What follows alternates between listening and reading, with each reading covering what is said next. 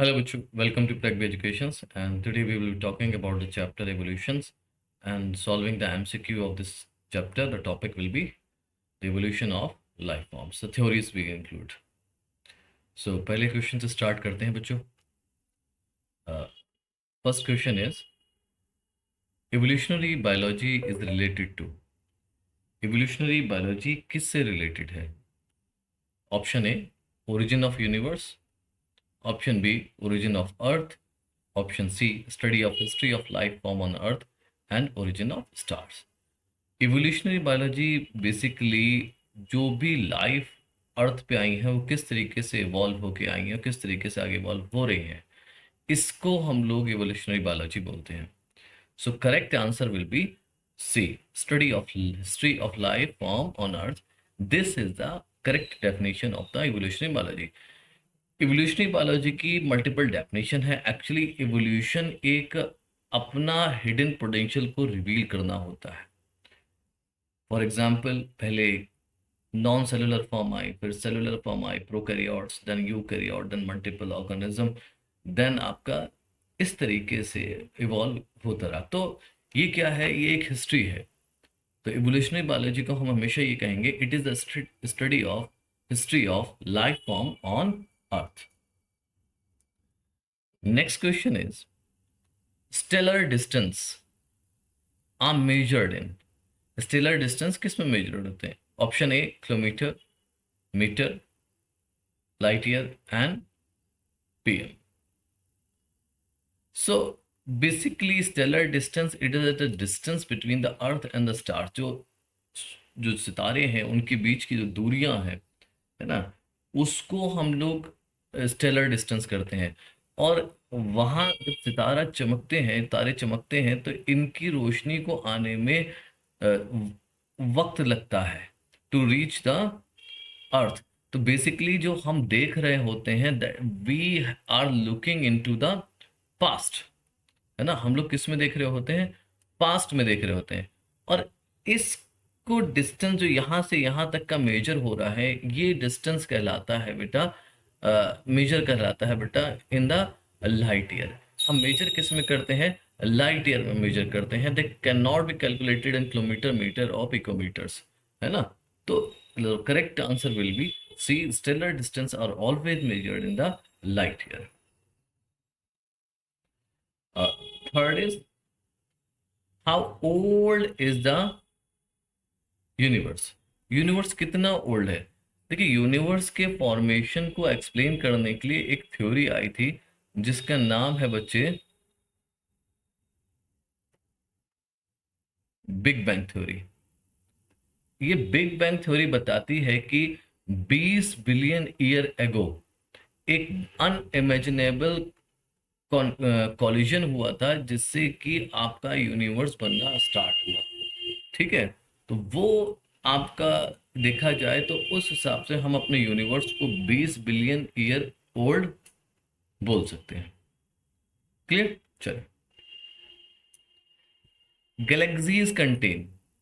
Galaxy में क्या मिलेगा? देखिए, जब हुआ क्या, प्रिमिटिव आपका, या फिर कहना चाहिए जब कॉलिजन हुआ था तो बहुत ज़्यादा आपका टेम्परेचर ज़्यादा था, बहुत मुश्किल था सब कुछ होना. फिर धीरे धीरे करके आपका टेम्परेचर डाउन हुआ, then it led to the formation of galaxies. अब गैलेक्सी में हमें क्या मिला? गैलेक्सी में हमें मिली दो चीज़ें. हमें मिले स्टार्स, और दूसरा cloud of dust and gases. तो हम कह सकते हैं गैलेक्सी में आपकी ये दोनों चीज़ें पाई जाएंगी. तो correct answer will be C, stars, cloud of gases and dust. Select the false statement from the following. इनमें से false statement कौन सा है? पहला स्टेटमेंट है big bang theory used to explain the origin of universe. ये बात तो सही है बच्चों, ये करेक्ट है. Expansion of the universe after the explosion lead to the decrease in temperature. जी, जैसे जैसे यूनिवर्स एक्सपेंड हुआ वैसे वैसे आपका टेम्परेचर डिक्रीज होने लगा. ठीक है. Hydrogen and helium had form before the explosion. नहीं, हाइड्रोजन और हीलियम जो है वो आपकी बनी थी आफ्टर द एक्सप्लोजन. तो ये फॉल्स स्टेटमेंट हो गया. ठीक है. गैसेस अंडर ग्रेविटेशन एंड हाँ, gases condense under gravitation and form Galaxy, बिल्कुल सही है। पहले भी हमने देखा भी इस पहले क्वेश्चन में कि गैलेक्सी में क्या मिलता है। तो जैसे आपका ग्रेविटेशन के उसमें आए और कंडेंस होना शुरू हुए गैसेस वगैरह, तो उन्होंने क्या बनाया, गैलेक्सीज बनाई। मगर हाइड्रोजन हीलियम पहले नहीं बन सकता था एक्सप्लोजन के। तो करेक्ट आंसर हमारा हो गया for the false statement C. Next question is earth was formed that billion year back. ठीक है, अर्थ बेटा जो बनी है वो 4.5 बिलियन ईयर एगो बनी है। ठीक है, आफ्टर द एक्सप्लोजन, यानी कि 20 बिलियन ईयर एगो एक्सप्लोजन हुआ, और 4.5, और हम देखें आज से है ना, आज से 4.5 बिलियन ईयर एगो आपकी अर्थ बनी है। ठीक है, तो ये आपका करेक्ट आंसर हो गया। बेसिक बेसिक क्वेश्चन है, इंट्रोडक्टरी क्वेश्चन है, इसमें कुछ है नहीं। ठीक है, पर हर क्वेश्चन जरूरी होता है, कॉन्सेप्ट क्लियर करना जरूरी होता है। Molten mass on earth produced, molten mass ने क्या प्रोड्यूस किया। जब देखिए बेसिकली क्या होता है, बहुत ज़्यादा आपका रिएक्शन चल रही थी, तो क्या क्या प्रोडक्शंस हुआ। ठीक है, तो बेसिकली जो प्रोड्यूस हुए थे वो हुआ था बेटा water vapour and ammonia, sorry and methane यहाँ लिखा हुआ है। ठीक है, CO2, ठीक है, अमोनिया। जी बिल्कुल। जो मोल्टन मास था अर्ली अर्थ पे, तो पहला क्या फॉर्मेशन हुआ था कि आपका वाटर जो था, वो हाइड्रोजन जो था वो सबसे रिएक्ट कर रहा था। पहले एटॉमिक स्टेज में था सब कुछ, पहले क्या था, एटॉमिक स्टेज में। ठीक, अब इसने क्या काम कहा, हाइड्रोजन ने किसी को छोड़ा नहीं फ्री। उसने देखा नाइट्रोजन को, तो क्या बना लिया, नाइट्रोजन के साथ जुड़ के NH3 बना लिया। उसने कार्बन को देखा फ्री, तो उसने कार्बन के साथ मिलकर क्या बना लिया, मीथेन बना लिया। उसने ऑक्सीजन को देखा तो क्या बना लिया, वाटर बना लिया। मगर टेम्परेचर इतना ज़्यादा था कि ये सब क्या बन गए, वेपर बन गए। ठीक है, और उसने देखा, ठीक है, तो ये हो गया। बाकी जो कार्बन बचा उसने क्या करा, CO2 के साथ ऑक्सीजन के कंबाइन हो गए, CO2 बना लिया।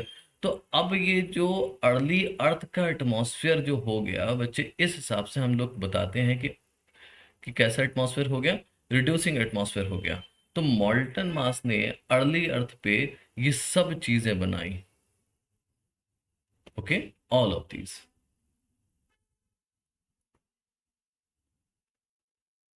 विच part of the solar radiation can break H2? कौन सा पार्ट है सोलर रेडिएशन का जो कि ब्रेक कर सकता है H2O को? Visible, ultraviolet, infrared and none of this. देखिए, अल्ट्रावायलेट ही ऐसी रेडिएशन होती है जो कि ब्रेक कर सकती है H2O को। इंपॉर्टेंट है, इसको याद रखिएगा। ठीक है, ultraviolet radiation can break H2O। Alright, going for the next question. अब यहाँ पर बात कर रहे हैं कि life appeared blank year after the formation of earth. कितने सालों बाद पृथ्वी पर लाइफ आ गई थी। हालांकि कॉन्ट्राडिक्टरी स्टेटमेंट है एनसीईआरटी का। ऑप्शन देख लेते हैं, 1000 मिलियन, 100 मिलियन, 10 मिलियन, 500। अर्थ बन कब बनी, 4.5 बिलियन ईयर अगो।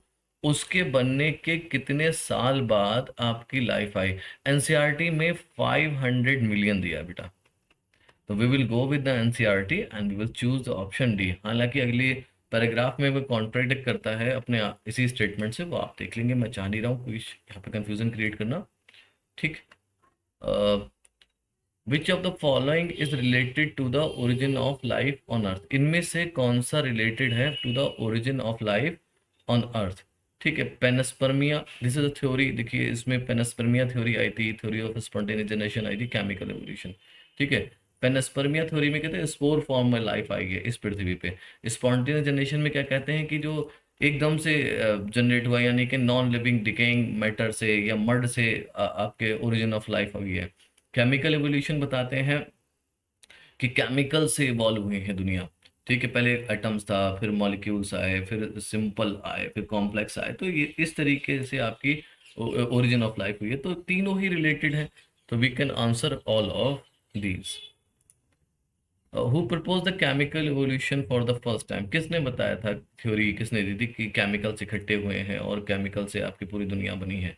तो ये ऑप्शन दे रखे हैं हमारे पास, Oparin and Haldane, Louis Pasteur, Miller and Darwin. Oparin Haldane थे जिन्होंने कि आपको बताया था कि how does the chemical combined and the life arises. तो अमाइनो एसिड बना के दिखाए थे उन्होंने, और वो बेसिकली यूर एंड मिलर का एक्सपेरिमेंट था जिससे कि अमाइनो एसिड बने थे, इन्होंने सिर्फ प्रपोज करा था, ओपरेन एंड हेल्डन ने।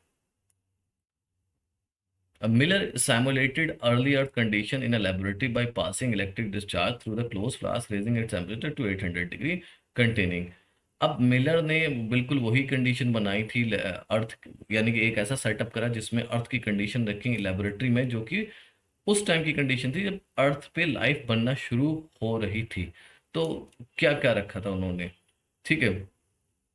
तो मीथेन था, सही सी बात है। H2 था, बिल्कुल सही है। अमोनिया था, बिल्कुल सही है। वाटर वेपर, तो सारी चीजें उन्होंने ली थी, ठीक है। तो करेक्ट आंसर हो जाएगा ऑल ऑफ दिस। और दे फाउंड दैट कुछ अमाइनो एसिड बने हैं, और जब अमाइनो एसिड बन सकते हैं तो कुछ भी बन सकता है, प्रोटीन बन सकता है, और भी कार्बोहाइड्रेट भी बन सकते थे अगर लंबे टाइम के लिए छोड़ दिए। तो correct answer was all of these, okay. The first non cellular form life could have originated this billion year, मतलब कि नॉन सेलुलर जो फॉर्म ऑफ लाइफ है वो कब ओरिजिनेटेड हो सकती थी? 1 billion year back, 2 billion year back, 4 billion year, 3 billion year? Correct answer बेटा 3 बिलियन ईयर बैक, ठीक है। 3 बिलियन ईयर बैक जो first non cellular form of life, जिसको हम बेसिकली प्रोटोबायोन्ट्स बोलते हैं, ये आपके ओरिजिनेट हो चुके थे, ठीक है। उससे पहले ये ओरिजिनेट नहीं हो सकते थे। प्रोटोबायोन्ट्स बेसिकली कुछ नहीं, एग्रीगेशन ऑफ मॉलिक्यूल्स हैं इन अ वाटर फिल्म, उसको प्रोटोबायोन्ट्स कहते हैं। They do not have ability to reproduce and not even separate the combinations, so these are the protobionts. Which of the following statement is wrong पर theory of special creation? Theory of special creation father Suarez ने दिया था, ठीक है। अब वो कह रहे थे कि, मैं पॉइंट पढ़ दे रहा हूँ, शायद ये सभी करेक्ट लग रहा है मुझे। उन्होंने पहला पॉइंट ये क्या कहा था कि are living organism are created as such, ये बात तो बिल्कुल सही, इन्होंने यही कहा था। Diversity change as the time change, okay. Earth is 4000 year old, कुछ दो बातें सही हैं, मगर ये डाइवर्सिटी डज नॉट चेंज। उन्होंने कहा था जो भी ऑर्गेनिज्म है वो वैसा ही आया है, ठीक है, और उसमें कोई चेंज नहीं है, ठीक है। और ऑल लिविंग ऑर्गेनिज्म क्रिएटेड, अर्थ जो है वो बेसिकली 4000 ईयर ओल्ड है। दो स्टेटमेंट तो करेक्ट है, तो I don't know, this question is something not correct. तो आई विल गो, अच्छा which statement is wrong, they are asking about the wrong, okay ठीक है। तो ये आपका रॉन्ग है। उन्होंने क्या कहा था, ये हम हमारा करेक्ट आंसर हो जाएगा बी। आई सॉरी, मैं करेक्ट क्वेश्चन नहीं पढ़ पाया।